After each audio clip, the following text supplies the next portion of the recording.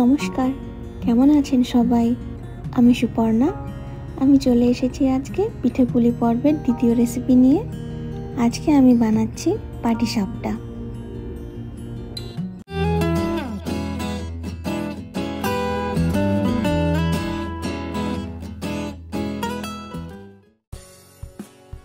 সবার আগে আমি ক্ষীর বানিয়ে নেব। তার জন্য কড়াইয়ে ভালো করে ঘি মাখিয়ে তাতে দুধ ঢেলে ভালো করে ফুটিয়ে নেব। এই দুধের মধ্যে 4 টেবিল স্পুন গুঁড়ো দুধ দিয়ে ভালো করে মিশিয়ে ফুটতে দেব।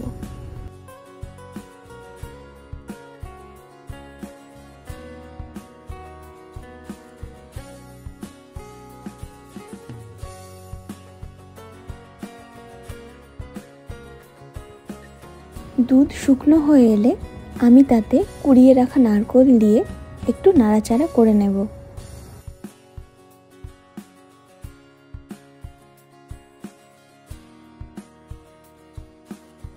এরপর খেজুরের গুড় দিয়ে দেব। তারপর খুব ভালো করে নাড়াচাড়া করতে করতে শুকিয়ে নিয়ে বানিয়ে নেব পাটিসাপটার পুর।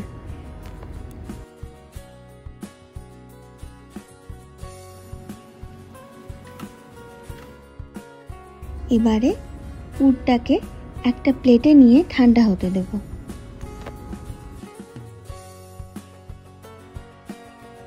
এখন বানাবো পাটিসাপটার গোলা। তার জন্য আমি প্রথমে নিয়েছি চালের গুঁড়ো 2 কাপ, ময়দা 1 কাপ, সুজি 1/2 কাপ, চিনি 1/2 কাপ, সামান্য নুন। তারপর সব ড্রাই ইনগ্রেডিয়েন্টসগুলো ভালো করে মিশিয়ে নেব।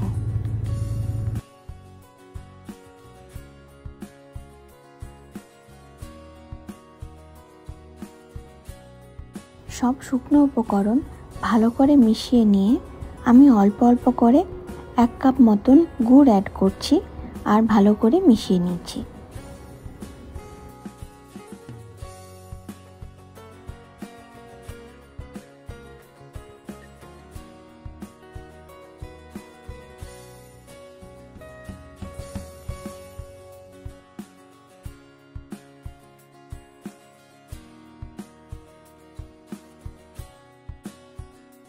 তারপর উষ্ণ গরম দুধ অল্প অল্প করে দিয়ে ভালো করে মিক্স করতে থাকতে হবে।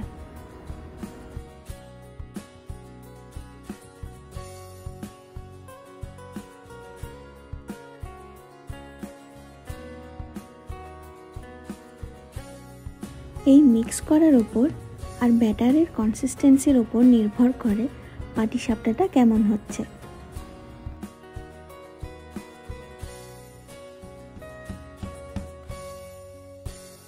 অনেকটা সময় লাগে এই ব্যাটারটা মিক্স করতে।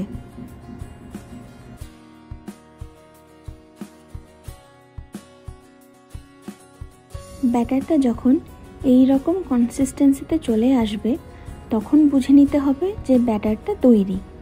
আর অ্যাটলিস্ট 1 ঘন্টা এই ব্যাটারটাকে রেস্টে রাখতে হবে। আমি 1.5 ঘন্টা মতন রেস্টে রেখেছিলাম। এবারে ননস্টিক প্যানে 2-4 ফোঁটা তেল ব্রাশ করে আমি গরম হতে দেব। আর পুরগুলোকে আমি লম্বা আকারে গড়ে রেখেছি।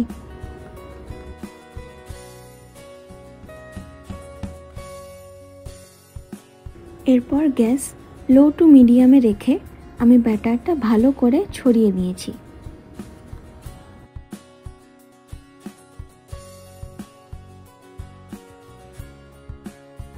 একটু রং বদল হয়ে এলে আমি পুরটা একটা পাশে দিয়ে ভালো করে সাবধানে ফোল্ড করে নেব। আর দেখে নিতে হবে যে গোলাটা ভালোভাবে স্টিম হয়েছে কিনা আর প্যান থেকে পুরো ছেড়ে যাচ্ছে কিনা। তারপর খুব ধীরে ধীরে সাবধানে ফোল্ড করতে হবে। তারপর এপিট ওপিট করে ভালো করে একটু সেঁকে নিতে হবে।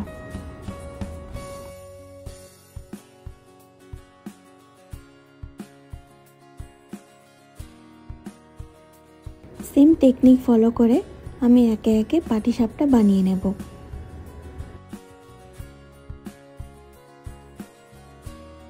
ফোল্ড করতে অসুবিধে হলে এভাবে হাতের সাহায্যেও ফোল্ড করে নেওয়া যায়।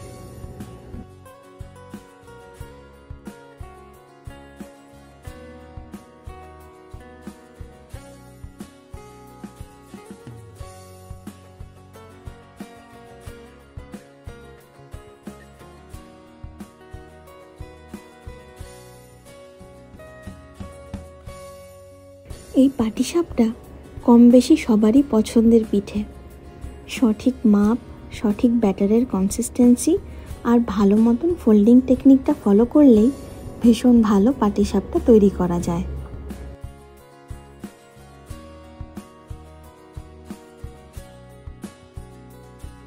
আর দেখুন, একটা পাটিসাপটাও কিন্তু ভেঙে যাচ্ছে না।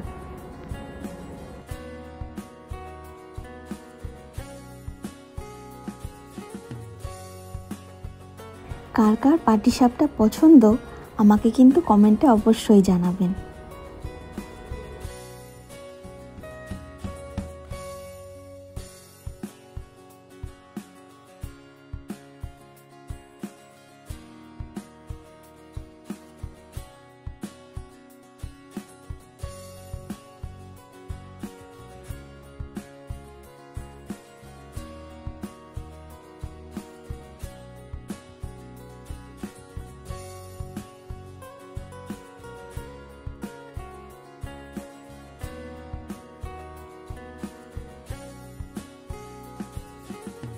এই যে কথা বলতে বলতে সব পাটিসাপটাগুলো তৈরি হয়ে গেল। আপনারাও এভাবে বানিয়ে দেখতে পারেন।